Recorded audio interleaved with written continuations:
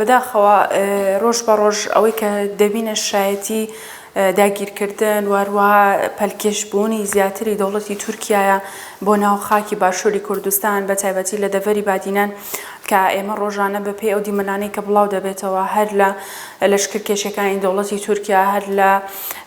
دروستکردنی بنکە و بارەگا لەو شوێنانەی کە دانیشتوانی تێدا پێشتر ژیانیان کردووە ئەمانە دەرخەری ئەوەیە کە دەوڵەتی تورکیا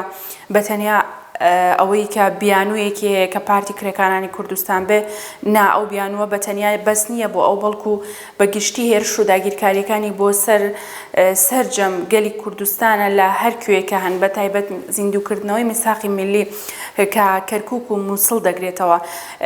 بەڕاستی ئەو دیمەنانەی کە ڕۆژانە بڵاو دەبنەوە وێرانکردنی شوێنەواری هاوڵاتیان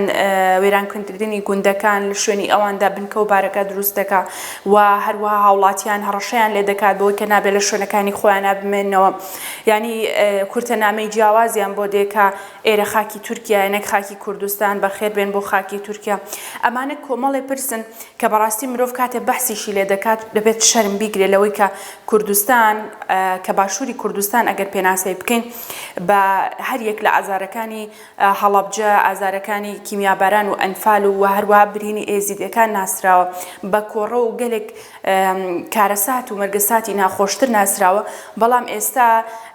کوردستان باشووری کوردستان بۆتە شوێن خاکی بۆتە شوێن پێی جێگە پۆستاڵی ئەو جەندرمانە ئەو جاش و خۆفرۆشانە کە بەهۆی دەوڵەتە داگیرکارەکانەوە بە خیانەتی پەدەکە ئەهێنرێتە ناو باشووری کوردستانەوە بۆیە لەم چوارچێوەیەدا ئەوەی کە دەیبینین بەڕاستی لە میدیاکانەوە وەکو ئەرکی بەرپرسیارەتی خۆیان هەڵناستن بەوەی کە خاوەنداریەتی لەم دۆزە بکەن لە ئێستا لە باشووری کوردستاندا لەبەرەوەی ئێمە چاودێری ڕۆژانە چاودێری هەر یەک لەو میدیایانە دەکەین میدیاکانی دەسەڵات دیارە کە ئامانجیان چییە بەڕاستی هێڵی خیانەتیان وەرگرتووە لە بەرامبەر بە هێڵی بەرگری گەلی کووردا لە میدیاکانی پەدەکەوە بگرا زۆر بە شێوازێک ڕۆماڵی ئەم پرسە دەکەن وەک ئەوەی ڕواەتی بدەن بەو داگیرکاریانە ئاماری داگیرکردنەکان بە جۆرێک بڵاو دەکەنەوە کە بەڕاستی دەوڵەتی تورکیا ئامانجی خۆی پێکاوە وەکو هەواڵێکی با بڵێن شتێکی ئاسایی ئەهێنە پێش چاوی خەڵکەکە وەکو کارێکی سەرەکی ئەوەی کە بیکەن بە ڕۆژەفێکی گەرم لە ناو گەلدا ئەو هەنگاویان نەناوە و بەشێکی دیکەش لە ڕانگەیانەکان بە هەمان شێوە تەنیا لە چوارچێوەی راپۆرتێک داماونەتەوە تەنیا لە چوارچێوەی وردەکاری و لیکۆڵینەوە داماونەتەوە لە کاتێکا ئەرکی سەرشانی هەر یەک لە ڕاگەیانەکانی باشووری کوردستانە من باسی ڕاگەیانە سەربەخۆکان ناکەم زۆرینەی ئەو ڕاگەیانانی کە لە باشووری کوردستانە هەیە کە زۆرینەی بینەریان هەیە لە ناو باشووری کوردستاندا دەکرێت ئەم پرسە بە جۆرێک لە ناوگەلدا بکەنە ڕۆژەف کە ئێستا خەڵک ببنە دەنگی سەر شەقامەکان و دەتوانن میدیاکان لە باشووری کوردستاندا ئەو پێشەنگایەتیە بۆ خەڵک بێنە ئارەوە کە لە هەر راپۆرتێکیاندا لە هەر هەواڵێکیاندا لە هەر بەرنمەیەکیاندا هانی خەڵک بدەن کە لە دژی ئەم داگیرکاریانە بێتە سەر شەقامەکان و دەنگی خۆیان دەرببڵێن بۆیە لەو چوارچێوەیەدا ڕاگەاندن دەبێت هەمیشە بە ئەرکی ئەخلاقی خۆی هەڵبستێت ئەم دۆخەی کە ئێستا گەلی کورتێ کەوتووە ئەو ڕواەتی دانین کە بەشێک لە ڕاگەیانەکان بە هێرش و داگیرکاریەکان دەدەن بوونەتە هاوکار و چاوساغی دەوڵەتی داگیرکەری تورکیا بەپێی یاساکان چ لە ئاستی عێراقدا بێت چ لە ئاستی هەرێمی کوردستاندا بێ بە خیانەتی نیشتیمانی ناوزە دەکرێت و ئەمانە پێویستە لایەنێک بەڕاستی لێکۆڵینەوەی لەسەر بکات و سزا لەسەر ئەو ڕاگەیانانە تۆمار بکات لەبەرەوەی دوژمن و داگیرکار دێنە سەر خاکی باشووری کوردستان بە هەمان شێوە بوونەتە چاوساغی داگیرکەران لە باشووری کوردستاندا لای خەڵکی باشووری کوردستان ئەوە ڕوونە کە بەڕاستی هیچ پارچەیەک لە کوردستاندا جیاوازی نییە لەگەڵ پارچەکەی دیکەدا ئەسڵەن ئەو سنوورانە دەوڵەتانی داگیرکرد لە ناو ئێمەدا دروستیان کردووە ئێمە نزیکە بینەوە لە پەیمانی 100 ساڵەی لۆزان کە ساڵێک بەسەری داتێ پار دەبێت تاوابوونی بەڵام جارێکی دیکە دەوڵەتی تورکیا دەیەوێت ئەو لۆزان لە ناو گەلی کووردا زیندوو بکاتەوە ئەگەرچی سنوورەکان لە ڕابردوودا دروستکراون لە نێوان ئێمەیە دەیەوێت جارێکی دیکە بە گۆڕینی دیموگرافیا بەهاتنە پێشەوەی ئەو ئامانجانەی کە مەبەستێتی بەدی بێنێ هەڵبەتە ناکرێت بە چوارچەوەی ئامانجێکی ئەرێنی وەسفیشی بکەیت بەڵکو پیلانێکی قێزەونە لەسەر گەلی کورد بەڕێوە دەچێت بۆیە لەو چوارچەوەیەدا گەلی کورد لە هەموو ڕوویەکەوە دەبێت هۆشیار بێت لە چوارچەوەی ئەم پرسە داگیرکاریەی کە ڕووی لە باشووری کوردستاندا کردووە بوونی پاکەکە تەنیا بیانوویەکە پاکەکە هێزێکی کوردیە ئەوە لای هەمووان ئاشکرایە لە باکوور لە ڕۆژهەڵات لە ڕۆژئاوا لە هەر شوێنێک بێت لە پێناو گەلی کورددا تێکۆشانی کردووە و ئێستاش هەر پارتی کرێکارانی کوردستانە کە تاکە هێزن لە چیا ئازادەکانی کوردستان لە دەڤەری بادینان بەرگری لە خاک و نیشتمان دەکەن بەرگری لە گەل دەکەن ناکرێت ئەمانە ئینکاری لێ بکرێت ئەو کەسێکی کە بەڕاستی ئینکاری لە ئەم پرسە دەکات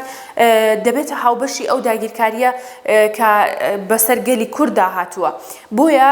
لەم چوارچێوەیەدا گەلی کورد نابێت ئەوە زەخت بکەنەوە کە پارتی کرێکاران دەبێت بۆ وابێ ئەمە شەڕێکی تایبەتە کە دوژمن لەسەر گەلی کورد بەڕێوە دەبات دەیەوێت کورد پەرتەوازە بکات لە ناو یەکتردا دەیەوێت ئەو باشووری کوردستانە کە سمبولی پێکەوە ژیانە لە ئێستاە بۆ هەر چوار پارچەی کوردستان کە کوردەکان لە هەر شوێنێک بن کێشە و گیرگرفتیان نەبێت لە پارچەکانی دیکە ڕوو دەکەنە باشووری کوردستان و ئێرەیان بەلانکەیەکی ئازاد بۆ خۆیان هەڵبژاردووە بەڵام بەداخەوە دەستی خیانەت هێڵی خیانەت هاوکاریکردنی دەوڵەتی تورکیا ئەو شەڕە تایبەتەی کە لەسەر کۆمەڵگا و ژنان و گەنجان بەڕێوە دەچێت وای کردووە کە گەل تا ئاستێک بێدەنگ بن لە چوارچەوەی ئەم هێرش و داگیرکاریانە بە خۆشحاڵیەوە میدیا ئازادەکان دیارە لە باشووری کوردستاندا کە ڕۆڵیان چی بووە و بەرنامەکانیان پلان و پرۆژەیان لە ڕۆژاندا لە بەرنامەکانی ئێواراندا لە هەر کاتێکدا بێت چییە نمونەی میدیاکانیش دیارە لە ناو باشووری کوردستاندا بە نمونە کەناڵی ئاسمانی ستێر کەناڵی ئاریان ئاژانسی نوژنها ئاژانسی ڕۆژنیوز کەناڵی ئاژانسی هەواڵی فورات یعنی ئەمانە و چەندین میدیای دیکە لە باشووری کوردستاندا بەڕاستی ڕۆڵی هەبووە لەم بارودۆخەدا و تا توانیوێتی بە زیادیشەوە کە پێویستە ئەنجام بدرێت ئەم پرسانەی کردووە بە ڕۆژەفێک نەتەنیا لە باشووری کوردستان لە هەموو پارچەکانی دیکە بەڵام ئەوەی ئێستا کە لە باشووری کوردستان گرنگەوە پێویستە بایەخی پێ بدرێت ئەوەیە کە بەڕاستی هەمومان پێکەوە چ ڕاگەیاندن بێت چ